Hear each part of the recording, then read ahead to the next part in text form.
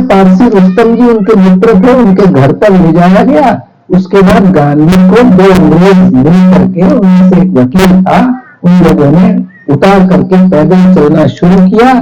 लगा था कि भीड़ चली गई है, पर कुछ लोग वहां रह गए थे, उनमें से किसी ने पहचान लिया, गांधी गांधी करने लगे और उसके बाद गांधी को पिटाई शुरू की,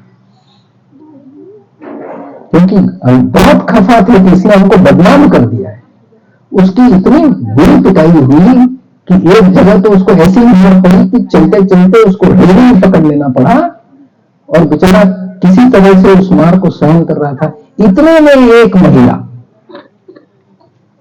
अंग्रेज महिला सामने से आ रही थी, वो पहचानती थी, तो वो तुरंत आई और उसने जो है अपना छतरी जो है खोल करके, छाता खोल करके गांधी को छतरी में ले लिया, छाते में ले लिया और चलने लगे।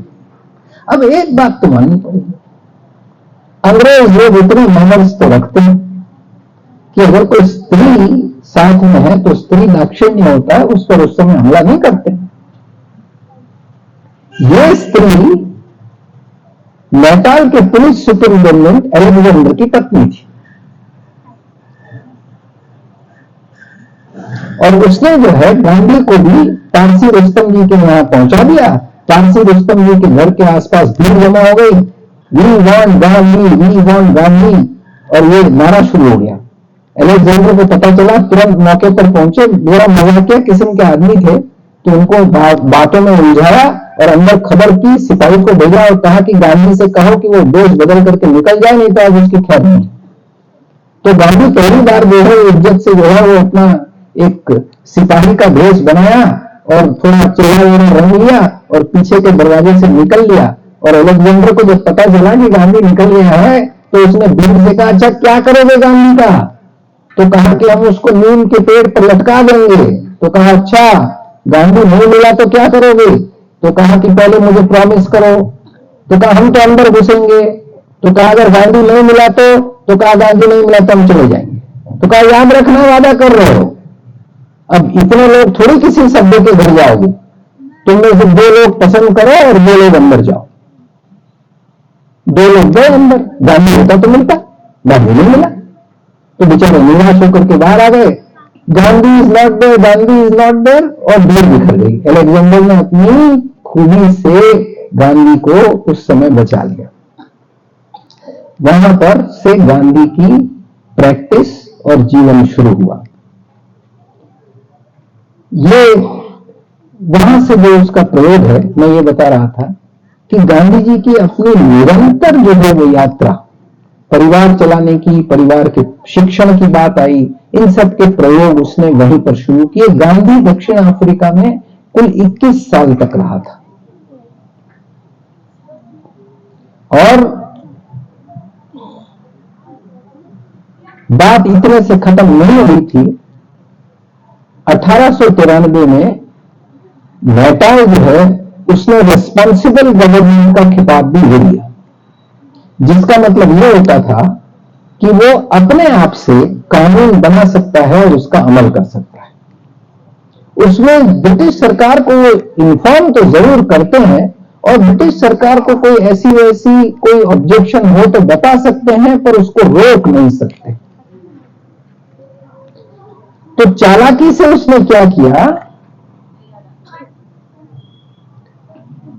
कि मताधिकार तो चालू रखा, पर मताधिकार की शर्त लगा दी कि उसी को मताधिकार मिलेगा जो व्यक्ति जहां से आया है वहां पर उसको मताधिकार। अब हिंदुस्तान तो क्राउन कॉलोनी थी, हिंदुस्तान में तो हिंदुस्तानी को कोई सवाल ही नहीं था, कोई पार्लियामेंट नहीं थी, तो हिंदुस्तान में मताधिकार नहीं था। तो उसके लिए लड़ाई शुरू हुई और 3 पाउंड के कर की लड़ाई भी जारी रखी गई। तो आने वाले सालों में यह स्थिति बनी रही, गांधी की लड़ाई शुरू रही और गांधी ने जो है जितने संगठन खड़े कर सकते थे वो खड़े किए और उसके बाद वहां पर बोर लड़ाई शुरू हो गई, बोर युद्ध। आपको मैंने बोर के बारे में बताया था। डच प्रजा बड़ी वीर प्रजा थी, उसने अंग्रेजों को हरा करके अपना रिपब्लिक बनाया था। ट्रांसवाल में अंग्रेजों और डच के बीच में दूसरी बड़ी लड़ाई 3 साल चली। वो लड़ाई शुरू हो गई और उस लड़ाई में डच की बुरी तरह से हार हुई और ट्रांसवाल जो है वो पूरी तरह से अंग्रेजों के कब्जे में आकर के क्राउन कॉलोनी बना। पर इसी बीच बोर युद्ध की शुरुआत में ही गांधी ने कहा कि अब आप अपनी लड़ाई लड़िए, मैं काफी आपके साथ रह चुका हूं, अब मैं जाकर के हिंदुस्तान में हिंदुस्तान के लिए काम करना चाहता हूं। इसीलिए 1901 में गांधी परिवार के साथ फिर से हिंदुस्तान वापस आए। बंबई में अपनी प्रैक्टिस जमाने की कोशिश की। मैं थोड़ा तेज जा रहा हूं क्योंकि आज कहानी तो खत्म करनी पड़ेगी ना। पर यह प्रॉमिस जरूर उन्होंने किया कि जब भी कोई दूसरी आपदा आएगी तो मैं तुरंत हाजिर हो जाऊंगा। और आपदा आ गई। बोर युद्ध जैसे ही समाप्त हुआ, ट्रांसवाल अंग्रेजों के पास आ गया और एक कारण लड़ाई का अंग्रेजों ने यह दिया था कि वहां भारतीयों के साथ अच्छा सुलूक नहीं हो रहा है, इसीलिए हम लड़ाई लड़ रहे हैं। पर इसके बावजूद जब लड़ाई में जीत गए तो भारतीयों को अनुकूलता करने की जगह उन्होंने एशियाटिक डिपार्टमेंट बना दिया और देखा कि किस तरह से हिंदुस्तानी लोग वहां से भगा दिए जाए। याद रहे, फिर से मैं आपको बता देता हूं कि दक्षिण अफ्रीका की लड़ाई का एक बहुत बड़ा कारण आर्थिक स्पर्धा और किसी तरह से हिंदुस्तानियों को निकाल देने की गोरों की साजिश ही रही। गोरे काले का भेद एक कारण था, मुख्य कारण यह था और यह करने के लिए वो कुछ भी कर सकते थे। और जब ट्रांसवाल में जो है वो लड़ाई जीत गए तो उन्होंने एशियाटिक डिपार्टमेंट खोल करके सारे भारतीयों को रातों रात कह दिया कि आप लोग अब इसके नागरिक नहीं हो।